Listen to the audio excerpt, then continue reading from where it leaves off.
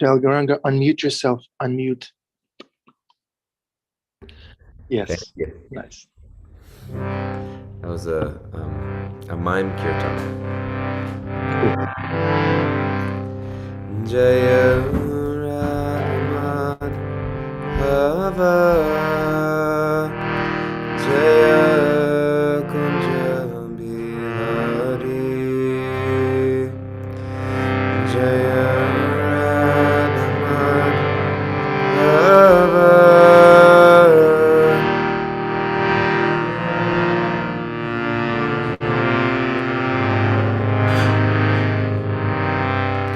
Jaya Radha Madhava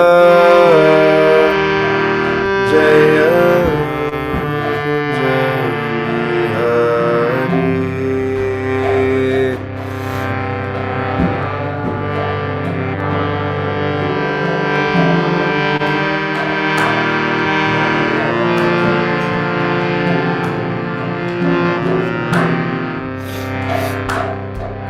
Jaya Gopi Janava Jaya Girivara Dari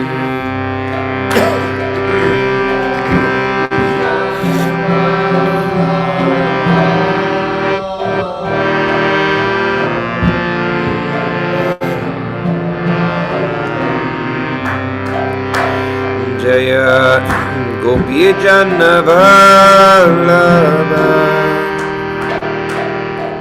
Jaya Girivara Dari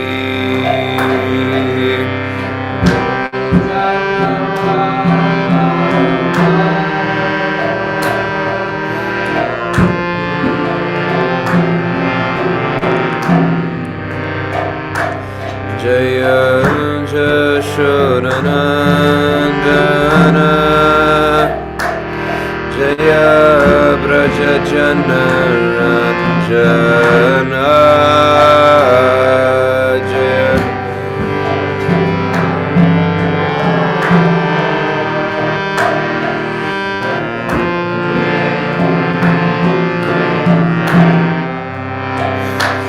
Jaya Jashodanandana Jaya Braja Janaranjana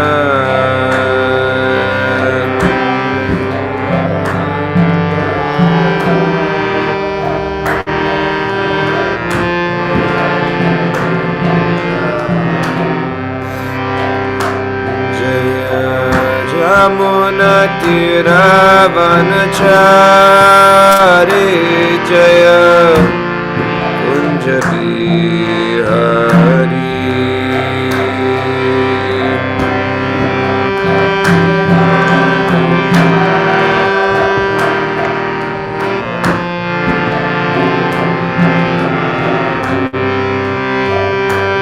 Jaya Jamuna Tiravanachari Jaya Kunja Bihari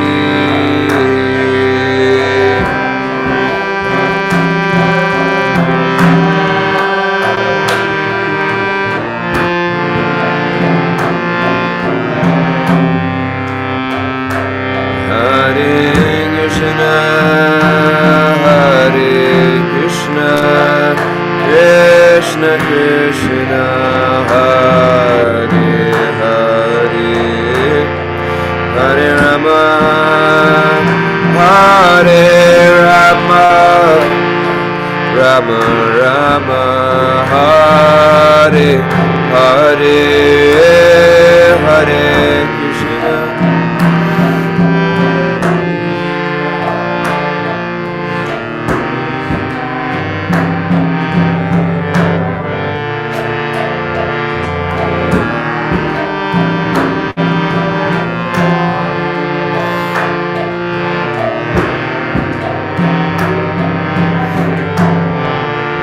Jaya Prabhupada, Prabhupada, Prabhupada, Jaya Srila Prabhupada.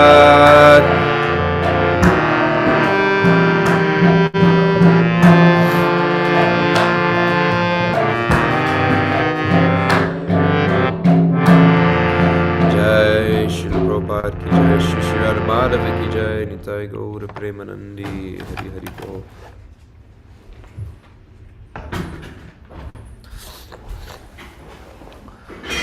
Hare Krishna. Om Namo Bhagavate Vasudevaya.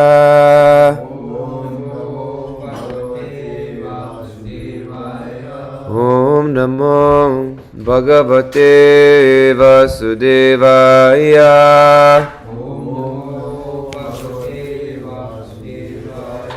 Om Namo Bhagavate Vasudevaya.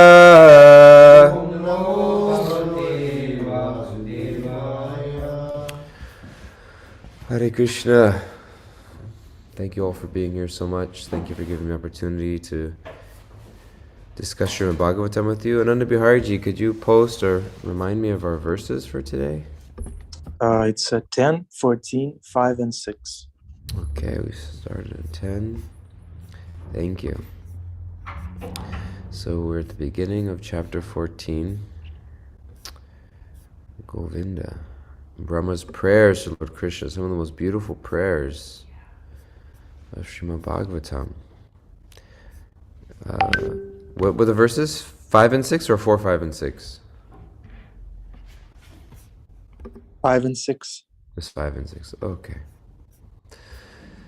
Lord Brahma's prayers to Lord Krishna, 5 and 6. Okay. So verse 5 does not have a purport. Verse 6 does. I will share my screen for devotees online. Hare Krishna. I will just read the Sanskrit. Pureha bhumam bahavo piyoginas tad arpiteha nija karma labdaya vibhudya bhaktyaiva katopana panitaya prapediranjo chuttate gatim bharam. Translation. O Almighty Lord, in the past, many yogis in this world achieved the platform of devotional service by offering all their endeavors unto you and faithfully carrying out their prescribed duties. Through such devotional service perfected by the processes of hearing and chanting about you, they came to understand you, O Infallible One, and could easily surrender to you and achieve your supreme abode. I'm going to read it again. O Almighty Lord, in the past, many yogis in this world achieved the platform of devotional service by offering all endeavors unto you and faithfully carrying out their prescribed duties. Kind of sounds like the Bhagavad Gita in a nutshell right there. Over and over and over and over again, Krishna's talking about in the Gita surrendering all endeavors to him. Krishna specifically mentions about yogis at the end of the 6th chapter. Yoginam api sarvesham mat kintanantar atmana. That the Shravan Vachite Yogam Sama Yuktadamo Mataha. That of all yogis, the one who is devoted to me in love, I consider the best. And faithfully carrying out their prescribed duties. Through such devotional service, perfected by the process of hearing and chanting about you, they came to understand you, O Infallible One, and can easily surrender to you and achieve your supreme abode. Easily surrender. That's not so easy, is it? But there's a couple of things in this verse that just to frame, we'll see where the next verse goes and the purport goes. But there's 3 elements that are here. One is devotional service by offering all their endeavors unto you. So Krishna says in the Gita that if one offers him a leaf of flower, fruit, or water, he will accept it. And what does he say in the very next verse?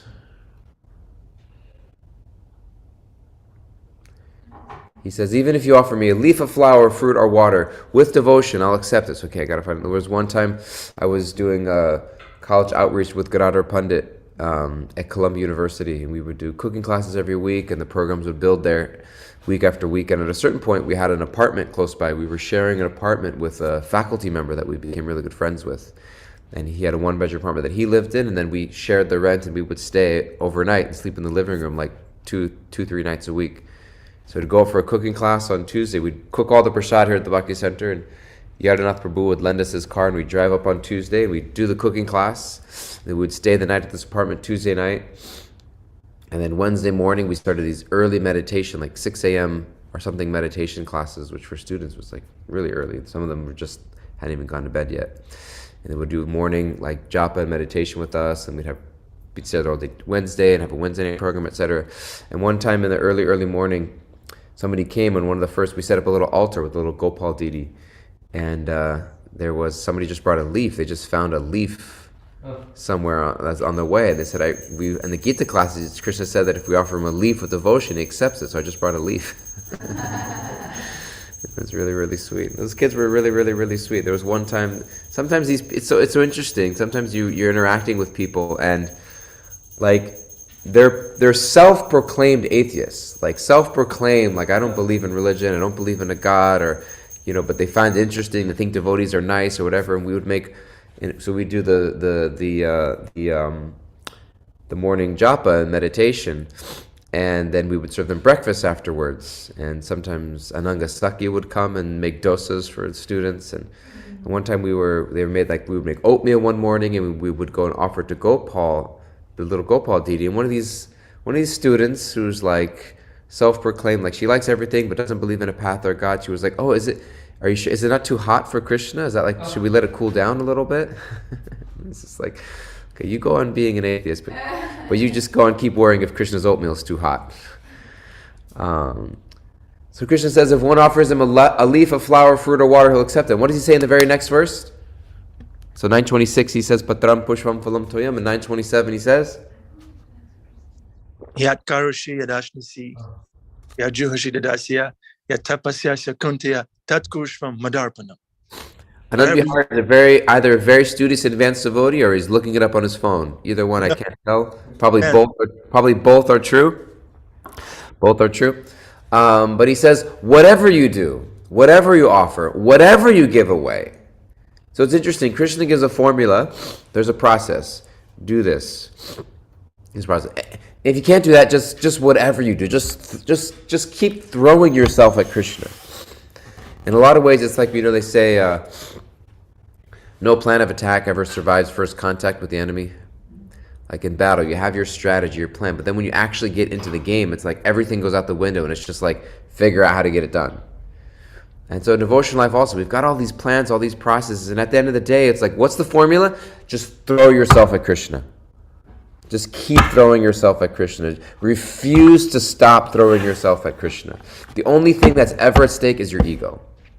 The only thing that's ever at stake is my ego. I might embarrass myself. I might expose my fallacies and my limitedness. I may be afraid to show my face again, or people may not think the way they thought about me before. I'm not as advanced, I'm not as steady, I'm not as together as I would like to present myself to be. But what's the loss in that?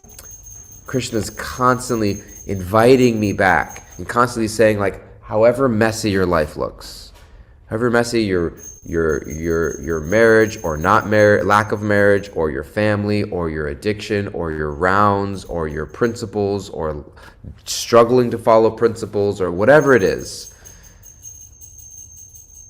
Many yogis in the world achieve the platform of devotion by offering all their endeavors unto you. That's number one. Relentlessly, continuously throw yourself at Krishna. Krishna says all these things. If you do this for me, if you do that for me, and then after he just says, just whatever you got, give it to me. Just whatever's going on, just whatever you're doing, whatever you. Let's look at the verse. It's a beautiful verse because he gives a few good examples. 927. Bhagavad Gita, chapter 9, verse 27. Whatever you do, whatever you eat, whatever you offer or give away, and whatever austerities you perform, do that, O son of Kunti, and an offering to me. And Srila Prabhupada in the purport says really, really beautifully in the very first line of the purport, thus, it is the duty of everyone to mold their life in such a way that they will not forget Krishna in any circumstance. I was once listening to it was Srila Prabhupada's, pretty sure it was his appearance day, Srila Prabhupada's Vyasa Puja at 2nd Avenue, and there's a devotee, I forget his name, I remember what he looks like, I remember, but he was giving glorification of Prabhupada, and he gave the reference that if you can't put down the beer bottle, don't even think about putting down the bead bag. That we think about, sometimes my addictions or my struggles in material life disqualify me from practicing spiritual life. I can't come to the temple. I can't chant japa. I'm so fallen. I'm so wretched. Yeah, well, if you can't give up your material activities, or you're struggling materially, all the more reason, don't put down the bead bag. Don't give up the association of devotees. Don't think, well, because I'm doing this, that, and the other, whatever it might be. Don't stop throwing yourself at Krishna. So Prabhupada says, the duty of everyone to mold their life in such a way that they will not forget Krishna in any circumstance.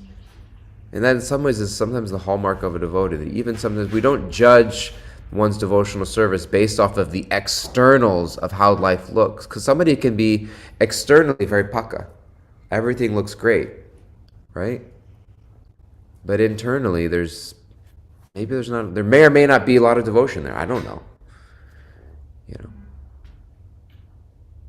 But externally, somebody's life can look a total mess. But they're completely absorbed in remembering Krishna. And although externally it may seem like a mess right now, we know that material circumstances are constantly changing. At a certain point, those material circumstances will go away, even if it's not until the end of life, when everything gets erased from this life. But that person's remembrance and sincere desire to love and serve Krishna will preserve. So beautiful. Prabhupada says, the duty of everyone to mold their life in such a way that they'll not forget Krishna in any circumstances. So, one of the three things mentioned here, back to our verse, the platform of devotionals by offering all their endeavors unto you. 2, and faithfully carrying out their prescribed duties. There are 2 verses in Bhagavad Gita that I repeated twice. Manmana bhava mad bhakto madjaji man naraskuru. What's the meaning? Engage your mind always in thinking of me. Offer obeisance unto me. Be fully moved. Worship me. Madhyaji, madhyagya, worship me. So again, it's the same instruction. Krishna doesn't say, he doesn't give the specifics in that verse. He just says, absorb the exact same thing Prabhupada said in the first line of the purport. Arrange your life in such a way that your consciousness can be always remembering me. Absorb your mind in me. Worship me. Remember me. Whatever you do, give it to me. That's one of 2 verses. There's another verse that's repeated twice in the Gita.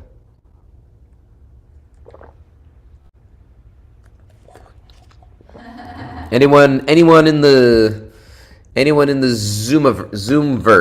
Zoom universe, or maybe a pujari behind the curtain? There's another verse in Gita that's repeated twice. Mame Vaishyasi Satyam. Mame Vaishyasi? What? Atmanam mat parayanam. No, I heard the voice behind the curtain. Do your own duty, not someone else's. So we'll even pull it up here. In Bhagavad Gita chapter 3, verse 35, Krishna says, Shreyan sadharma viguna para dharmat svanushthitat sadharme nidhanam shreya para dharmo bhayavaha. It is far better to discharge one's prescribed duties, even though faultily. Do your own duties even though faultily. Then another's duties perfectly.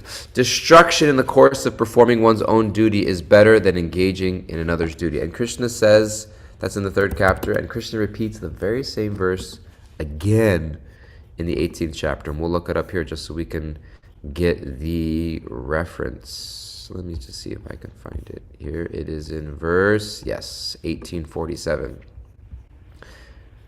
Shreyad swadharma viguna paradharmat svanushtitat swabhava niyatam karma kurvan napnoti kilbisham. It is better to engage in one's own occupation, even though one may perform it imperfectly, than to accept another's occupation and perform it perfectly. Duties prescribed according to one's nature are never affected by sinful actions. So Prabhupada, Krishna twice repeats the same verse when you look at the Sanskrit.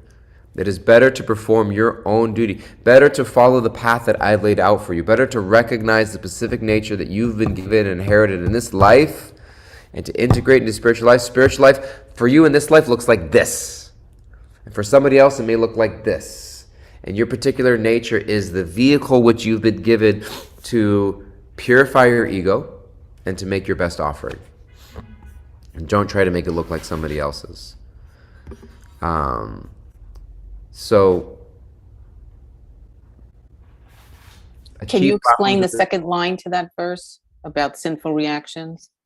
Can you explain? Bhakti Betty wants to know, duties prescribed according to one's nature are never affected by sinful reactions. Sure. I'm just looking at the purport here. Yeah. I think it's important to understand, sometimes we use words that can be very charged, and we have a particular reaction to a word. Or we use words in spiritual context that we may or may not have shared understandings of what it means even. You're talking to somebody, you can argue with somebody about the existence of God and realize that you're using the word in two totally different ways. Or you could talk about religion. Ananta Govinda was giving Bhagavat Shravana here on Sunday with his two sisters, and I was there, and others were here. And he was talking about the last verse of one of the final verses of Gita, where Krishna says, "Abandon all varieties of religion and just surrender unto me." And he made a really good point that when you think about the Gita historically, how long ago was the Gita spoken? Do we say 5,000 years ago, right? So when we think of abandon all varieties of religion, he's not talking about Christianity, because this is before the time of Christ. He's not talking about Islam. This is before the time of Muhammad. So when he says give up all varieties of religion, he's not talking about the modern context of religions that we know of it. He's talking about religion in the sense of dharma, in the sense of the social duties and obligations that I feel like I have in terms of what I think is right or wrong, and comes a higher platform of defining right and wrong in terms of what pleases Krishna. So we use words like religion or God in different contexts. And in this context also, the word sinful. What does sin mean? So generally, what's a running definition? What comes to mind? Bhakti Devi, you could answer the question, since if you wanted to, since you asked the question, or somebody else says, when we hear the word sin or sinful, how are we using that word? What it actually means is to turn away from God. Champak says what it actually means is to turn away from God. Anyone else want to corroborate? Yeah, bad deeds. Bad deeds. That's a good one. Bad deeds. Which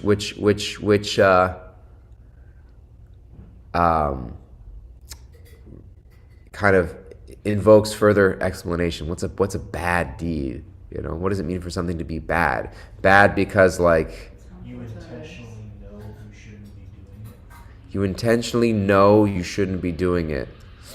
Yeah. What makes something bad? What does it mean to be bad? It causes harm to yourself or others. Causes harm to yourself or others. Right. Adi Pushpa is going to get. Such a profound question.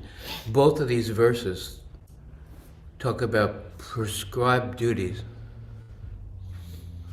So prescribed is a verb. In the English language, we have a subject and a verb and an object. So prescribed means somebody is prescribing.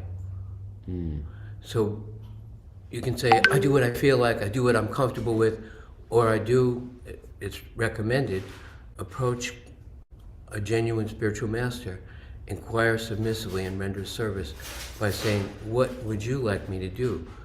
So bad is not just you make it up yourself, whether I think this is good, I think this is bad, but the offense to the holy name is to minimize or disobey the instructions of the spiritual master, or to consider him to be an ordinary person. So we have a relationship with God through the person who we're taking shelter of. And he gives us the criteria. This is your service.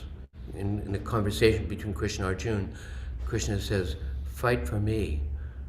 Abandon all variety for gain and safety and fight for me. Stand and fight. Do what I'm asking you to do. Because Arjuna was thinking, maybe I should go to the forest and I could just, meditate in the forest. Krishna said, that's not what I'm asking you to do. So bad isn't just something we figure out ourselves whether it's good or bad. We say to the spiritual master, will this please you? I did this, is this okay? And if we don't have that connection to a person, here in this context, you're the temple president here, so we're trying to serve you, to please you, and then we hear, this does not please me. And so we look to be corrected, and then we can be good. It's not just Please don't look to please me or be corrected by me, because you might end up entangled in sinful reactions. What if you don't like the prescription? You got to take that up with the doctor.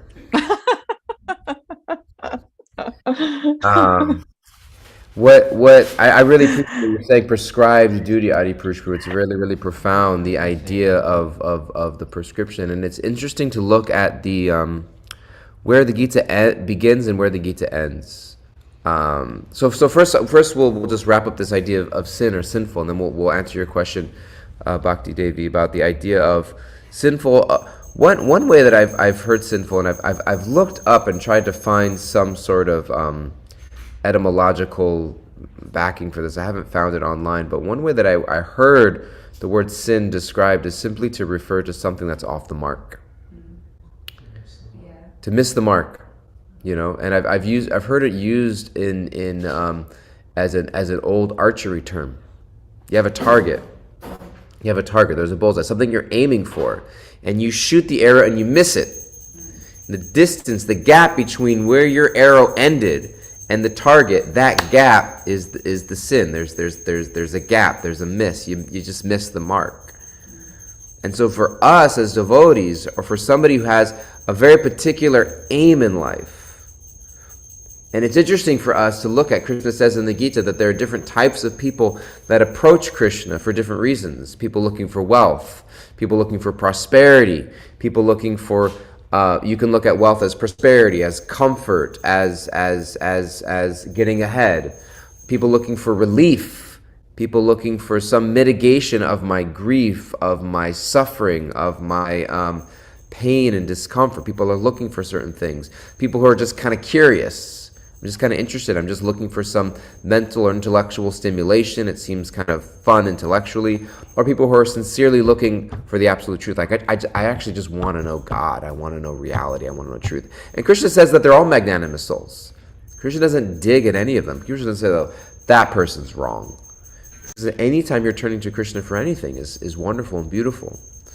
But the danger is that if I'm approaching Krishna for something, if I'm approaching for Krishna for some relief, as soon as I might find that relief, or as soon as the relief is no longer there, I turn away from Krishna. I want Krishna consciousness should be whatever, It should be fun. It should be this. It should be that. It's good. It's all should be. But then as soon as it stops being fun, do I walk away? As soon as my life gets uncomfortable, do I walk away? And so at a certain point, we have to go deeper beyond the goal of, actually, I'm just looking for Krishna. And that's the highest prayer of the gopis in the last verse of the Shikshastakam, right? I only want Krishna even if he handles me roughly by his embrace. And so a sin in one sense we don't have to define it as you're bad, you're evil, you're going to hell. Unless you define hell as just anything separate from Krishna. Because I want to perform those activities that just bring me closer to Krishna. that help me mold my life in such a way that I never forget Krishna. And so in this context, Bhakti Devi, you're asking the question about performing your prescribed duties and relieved of sinful reactions, meaning that and Azadi Pushpa so beautifully mentioned that if you are, so where did the Gita begin and where did the Gita end? The Gita begins with Arjuna surrendering. I'm a soul surrendered unto you, right? I'm a disciple unto you, and please instruct me, and etc. And in one sense, it'd be great. The Gita could end right there, right? Great, we did it. You're surrendered. Go fight, and that's it. But Arjuna was expressing his desire to be surrendered, but he was also admitting his limited capacity to express that surrender in his actual life. He needed help getting there. And then the Gita ends. Just surrender to me. Abandon all varieties. That's how I thought we started with Arjuna surrendering, right? Yeah. But sometimes we surrender in our mind, but to surrender practically in our actions, it takes a while to get there. And so, but Arjuna was surrendered to the person of Krishna. Even if I disagree with the prescription, even if I disagree, I'm not going to walk away and shut down and say, screw you, I'm out of here. I'm going to work through it. And Arjuna demonstrated that at the beginning of the 3rd chapter. He asked the question, why are you wanting me to do this? It seems like you're being duplicitous, and you're not duplicitous in terms of like deceitful, but duplicitous in terms of like you're saying one thing and then you're saying another thing. Then he asks the question again and again and again and again. So genuinely, if you disagree with the prescription, you take it up with the doctor. You go back and that's what Arjuna did. But he didn't do it in a challenging mood. He did it and he preserved his integrity. And what did Krishna say? One of my favorite verses and purports in Srimad Bhagavatam in Bhagavad Gita is chapter 9, verse 1. Where Krishna says, you are able to hear this because you are anasuyave, you are non-envious. And so we have to check our ego at the door when we quote unquote back and challenge. Because what is my motivation here? Am I trying to prove something right or take someone down, or am I genuinely like, I don't understand, I struggle, I'm limited, I can't do this, it's too hard, it doesn't make sense, this doesn't make sense to me, could you help me understand it? Is different than like, this is stupid and I don't think it's right. It's a difference. Help me understand, because I'm ultimately surrendering to, that's the meaning of guru. Whether it's a Shiksha Guru or a Diksha Guru, is that I'm no longer putting my mind, I'm no longer putting faith in my mind. And I'm surrendering myself to a person, ultimately Krishna, and to that representative of Krishna. Yes, Hari Prashvu. Years ago, I had a job as a counselor. I had a job as a heroin addiction counselor, and 2 of the kids on my caseload, they came to my apartment to fix this thing on my telephone, and they, one of the first times I heard anything about Krishna consciousness, they said to me, the Hare Krishnas believe that in order to become saintly and holy, that you have to have a guru. Do you think that? I said, no. We want religion without guru, religion without surrender, the kingdom of God without God. Krishna is providing guru. When the disciple is ready, guru appears in the life. And then we have the option to actually say, does this please you or not? Religion without guru, without a representative of guru. You know, sometimes people would go, Prabhupada would say, don't you have GBC? Who is your temple president? Why are you talking to you? You have a representative there. Talk to that person. Thank you, Hari Prashvu. I'm sorry, that's too much. No, sorry. And I think to your point, Bhakti, and we'll move on because we're almost out of time, and I haven't even read the 2nd verse and purport yet. Is that I think it takes a lot of maturity, and we owe it to ourselves to try, as we grow and attempt to mature in spiritual life, is to know how to navigate this really. It's complex, the idea of surrender. Because Prabhupada also made the statement, you should never surrender your intelligence. There was a time during Prabhupada's time where there was, in New York, there was a temple president who was assigned. He was either GBC or temple president, who was a little bit off. And he was telling devotees to do some things that were confusing to the devotees, and they just kind of went along with it. And afterwards, Prabhupada found out, and they were like, why did you do that? And they said, well, we were just trying to be surrendered. And Prabhupada said, you should never surrender your intelligence. And so being surrendered doesn't mean that we don't ask questions, doesn't mean that we don't express our challenge of following something. And Arjuna demonstrates that in the Gita with his own expressions of challenge and difficulty, etc. But at the same time, he never, he always maintained a humble attitude and a desire to deepen his surrender. But he was honest and admitting of the obstacles that were preventing him from doing that. So there's a lot of maturity that goes into that. I'm just going to finish reading this verse, and then I want to hear from Chamak. She raised her hand. So there's just three things here, and I'm sorry for just being so tangential. But Krishna said to perform, our Brahma was mentioning, perform devotional service, offering all of your endeavors unto you. So whatever you do, just throw yourself at Krishna. Carrying out their prescribed duties. So it really, really behooves us. We need guru in our life. Shiksha and Diksha gurus in order to guide specifically. Krishna gives us the principles. He's not going to tell you the specifics of who you should or shouldn't marry, which job you should or shouldn't take, where you should live, should you move into the temple, move out of the temple, should you do this, that, or the other. You need gurus and people in your life that know you and can help you with that. And if you're surrendering yourself to that, you will find yourself moving towards Krishna, aka avoiding sinful reactions. And then through such devotional service perfected by the process of hearing and chanting about you, surround yourself by hearing and chanting of Krishna. They came to understand you, infallible one. You will come to Krishna. Okay, Champak. So that's that verse. Going on to the next verse, but Champak wanted to say something. And I want Champak to say something. I remember I was listening to a Zoom, actually we were here having a Zoom initiation with Hridayananda Maharaj when Leela got initiated in Ananda. And he said in his initiation lecture something very interesting. He said that taking initiation doesn't mean that you're giving up your individuality. You know, it's not that you're just becoming like a robot who's just like a yes man, you know, and you just, you don't. Yes women, there are two women. Yeah, yes woman, yeah. So you're not like giving up your intelligence like you're saying and just becoming a robot. Oh, you know, tell me what to do in life. Like he was saying like, no, it's part of the relationship with the guru or with the mentors who are also gurus to speak your mind and to share your ideas. Surrender, it's a mutual dance with the person you're surrendering to. You can actually, like if your guru gives you an instruction, they might also then say like, what do you think? So it's a conversation. Yeah, thank you.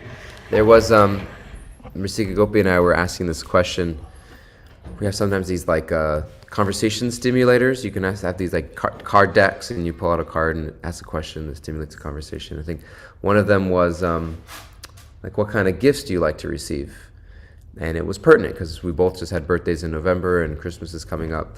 And the thing she said, it was interesting. She said, I like gifts that I like to be surprised, but I also like that it to be something that like I like and can use. Because sometimes you get totally surprised with a gift, but it's like, I never saw this coming, but like, what is this? I can't use this. I don't need this. But then it's like, but I don't like to just give a list. Like, I don't like Christmas where it's just like, these are the 5 things that I want. And then they just get you those 5 things and wrap them and give them to you. And you know exactly, like, you're expecting those 5 exact things that you put on your list. So it's like, it's a little tricky, right? Because like you need to know what they want, but you also want to surprise them, right? And so I think devotional service in some ways is what you were saying, or individuality. Like, there's a general idea of what Krishna wants, right? But he also likes to be surprised. He also wants to offer it in our particular way. That's so good. You know, he wants it. We had a mentorship sangha for the people who are our mentors in our mentor system this past Sunday, and somebody said something that they felt they repeated from somebody else, and yet another said something that was beautiful. He said, there's always so much value in hearing the same thing from a different person. And so, yeah, every day we're cooking for Krishna and offering garlands, and they're dressing the deities in the same dresses and the same, ornaments and, the same types of flowers. But every day it's something different because it's opportunity for us to infuse our individuality. So I think that's also why Krishna is so adamant about us following our nature, because he also wants to taste our particular flavor of love, And so, yes, Krishna knows what's coming. We're, the same things every day, flowers and foodstuffs and prayers and kirtans, but it's also, he wants to be surprised. He wants our individual, offering of love. Because I only have a minute and a half left, and I didn't even read the second verse in the purport, which is probably where I was supposed to spend most of my time. Chapter 10, Canto 10, Chapter 14, verse 6. Tatapi bhumam mahima gunasyate vibodam arhatya malantar atmabi avikriyat svanubhavat arupato yananya bodhyatmatayana chanyata. Translation: non-devotees, however, so we're contrasting, Krishna, cannot realize you in your full personal feature. There was I always remember that beautiful story of Hayagriva Prabhu, who in the very early days was wondering, why Prabhupada was talking so much about Mayavadis.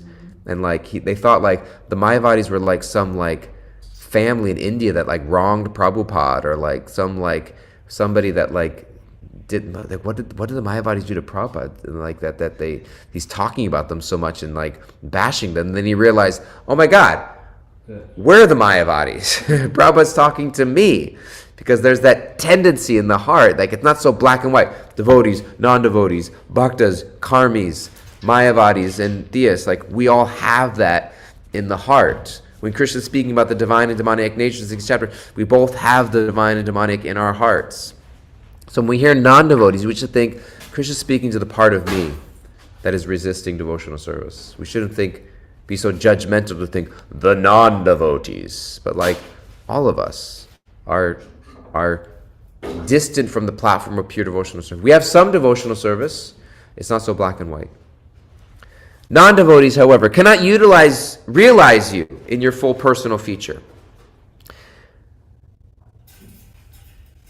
I think it was Bhakti Tirtha Swami who said, what's the biggest challenge in our movement? He said, it's that devotees don't believe that Krishna is the Supreme Personality of Godhead. There is a book by, I forget his name, but he's a Christian. He wrote a book called The Christian Atheist, about we live our life believing in God, but we don't carry out our life as if God exists.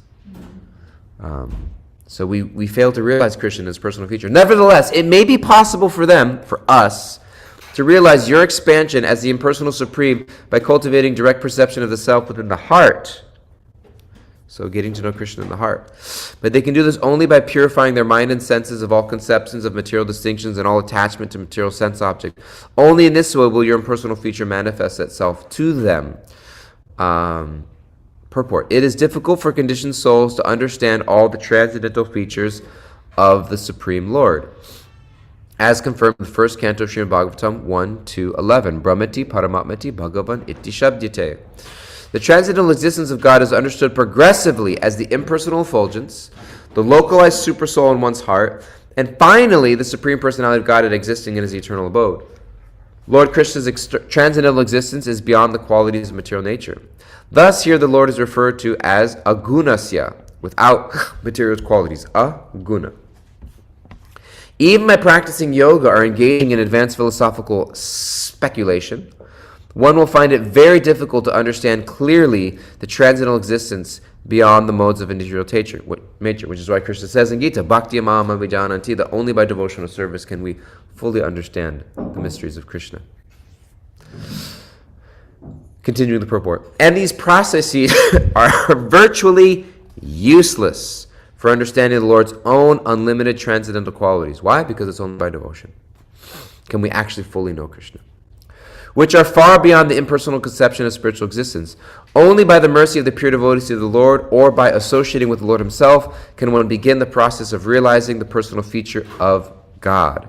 There it is. Only by the mercy of pure devotees of the Lord, or by associating with the Lord himself can one begin the process of realizing the personal feature of God, a process that culminates in pure Krishna consciousness, the final and supreme perfection of knowledge. It is 8:03. I do not know if the pujaris are waiting for me or we're waiting for them, but I do want to honor the time. It looks like they're just about ready. Srimad Bhagavatam ki jai. Srila Prabhupada and Srila Prabhupada's disciples who translated this purport ki jai. Hare Krishna.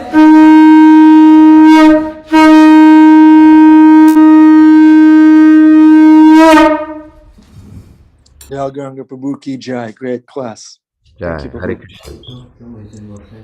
Okay, it's darshan time, dear devotees.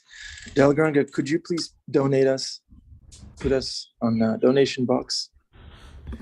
Yes, I'm just responding to a comment that was made directly to me that wasn't. Was that an encouraging comment? Okay, Hare Krishna. Shishira.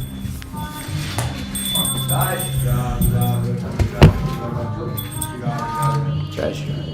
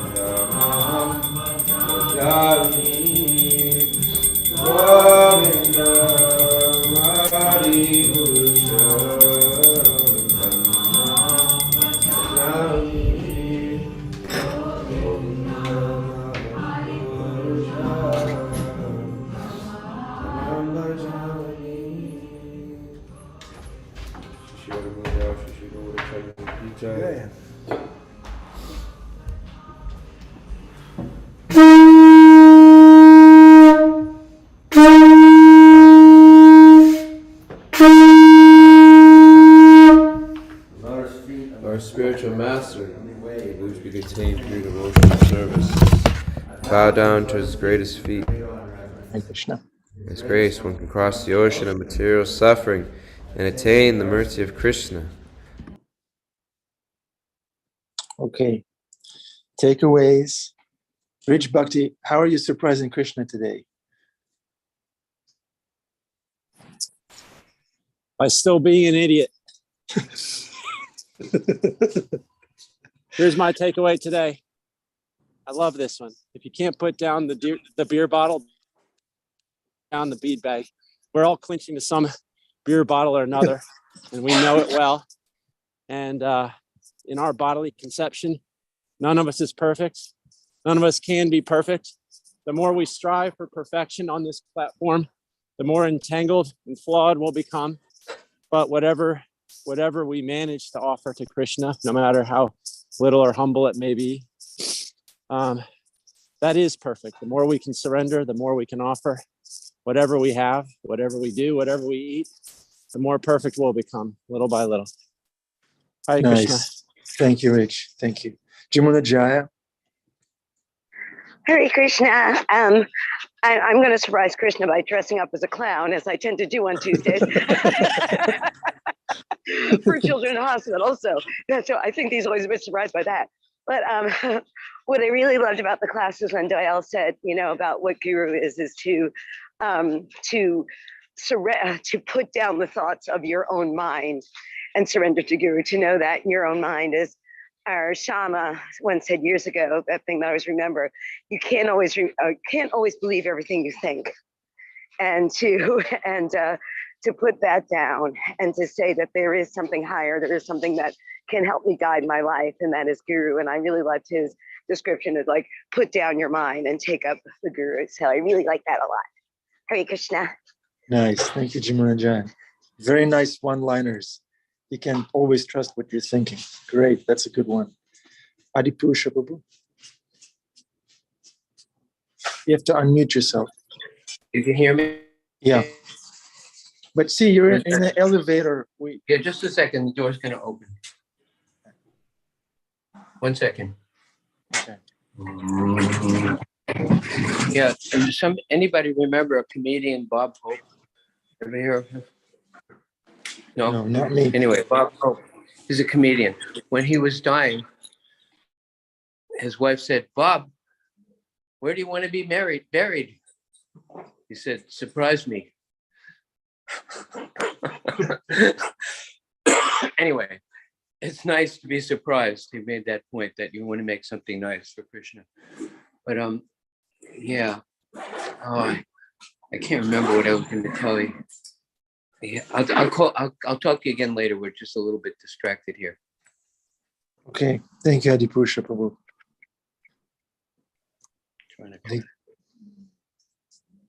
There's a comedian on this call.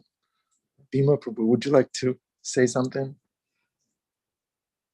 I'm still laughing from yesterday, Bhima Prabhu. How you had an empty house for a head. Because of the way I'm funny. You think I'm funny? Is that what you think? You think I'm funny, huh? Am I funny? Like you laugh at me, right? That's what it is. No. I'm just kidding. Das was That's watching a line you from a movie. I'll quickly tell a was story. watching you last night. He was laughing like anything. Das was watching me do what? The morning class and the afterglow was recorded. So I was watching it in the office last night at 8th Avenue, and Das came in, and that's Bhima with the cowboy hat and the dark glasses and the beard. He was laughing. I wanted to just say that's the one thing that we always had at New Vrindavan, lots of laughter. I tell you, it pulled us through a lot of things. But speaking about a funny incident and combining it with Guru's instructions, Guru's mission, how much, for 20 years, I went listening to Chaita Guru, my own mind. And after a while, I realized that my Chaita was no guru. And anyways, I remember I was looking for a mission. I really, really wanted a mission. Radhanath Maharaj was coming back from India to New Vrindavan. And so I got in my van with my dogs, and we just did a 18-hour trip straight through. And actually, when we pulled into New Vrindavan, the parking spot we pulled into, Maharaj was sitting on the curb chanting. Anyways, 3 days I spent with him waiting at hundreds and hundreds of. Can you guys hear me, by the way, or am I breaking up? We can hear you. Okay, so I'll be very quick about this. Hundreds and hundreds of devotees were there to see him and stuff. So I wanted to ask him that question. I need a mission. I need you to give me an instruction, because I was well aware that. We lost you, Bhima Prabhu. Bhima Prabhu, Hare Krishna. etc., or something that I thought that Krishna had something up his sleeve. So when he was at the end of 3 days, he finally sat down with me alone in his room, and I said, Maharaj, I just need a mission. He said, do you promise? Do you give your word that you're going to follow it? Yes. And I kind of hesitated because I was like, oh my God, what am I getting myself into? Because I knew if I denied it, then I'd get nothing but trouble. And anyways, he said, make your wife happy. And I was like, what? After 3 days of waiting for this is what you tell me? My mission is going to make my wife. How does that help me in Krishna consciousness? You know, I didn't say any of this. I was like, yeah. He goes, and I want you to promise you tell your wife what I just told you. So I drove all the way back to Boston. And of course, she already knew why I went to New Vrindavan. She goes, Maharaj, tell you. He said that I have to make you happy. I thought this would fill up another closet of clothes for her, or buy another horse, or maybe get a few more acres or something like that. And I said, I'm going to ask you, what would make you happy?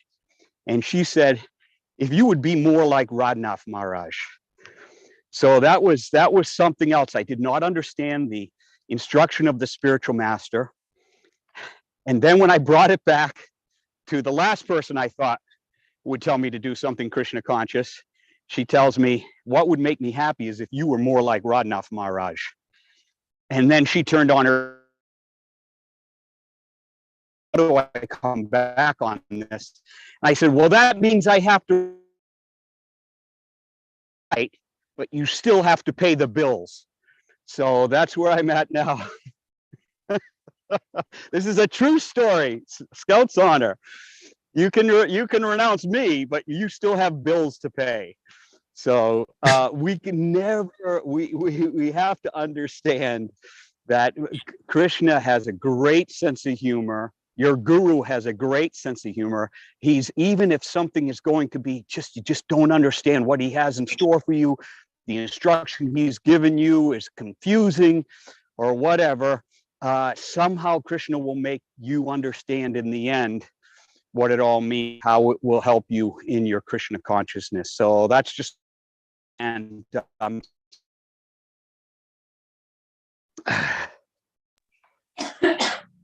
Thank you, Bhima Prabhu. My wife is here listening. She's approving your message. She says that I should pay bills and be more like Ganesham Prabhu. That's what I get. Thank you. See, it all played out nicely, that instruction. Sundar Anandaji. Hare Krishna Prabhu. I was thinking about Dayal, what he said about things being gray sometimes and not black and white. So we need Siksha Guru to understand, and a Diksha Guru, and then from our gurus we understand what really makes them happy, like Bhima Prabhu said. And tying it in with yesterday's discussion of how we talked about empty husk and trying to remember things. For me, I was thinking there should not be what they call smashan vairagya, where you just you go to the crematorium, and then at that time relatives and everyone is dead serious. And I can relate to that because my grandmother had passed away. I'd gone to the crematorium and I was all taken in by the whole emotion. But a few days, weeks later, it passes. So hopefully we don't. I personally should not make it like a passing thing, and keep it more, retain it like in my life. So yep. Thank you, Sundarananda Prabhu. That's a great concept. Crematorium renunciation. We only surrender when we're in trouble. But it's still better than no surrender, I feel, right? Still something. Okay. Would anyone else like to share?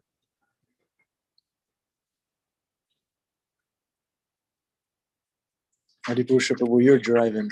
A small thing. Today we started reading Hridayananda Maharaj's purports to the Srimad Bhagavatam in translation. And Tomi's out in California serving by cooking for Hridayananda Maharaj today. which I thought was like, wow, kind of interesting that both those things happened at the same time. Hare Krishna. Yeah, it's called Krishna miracle. Everything falls into place. Everything becomes a path, not a bunch of random events. Okay, Hare Krishna, Hare Rama. Thank you very much for your association, dear devotees. This is a highlight of my day and maybe even a highlight of my life, especially Bhima Prabhu's jokes. Tell you. Just pay those bills, Prabhu. Okay, I'll pay my bills, I Keep promise. quiet. Your wife is right. Just do what she wants you to do, and then go back to Godhead. Hare Krishna. She's here listening. This class is being recorded. Thank you very much, Bhima Prabhu. Okay. All right. Hare Krishna, Hare Rama. See you again tomorrow. Thank you.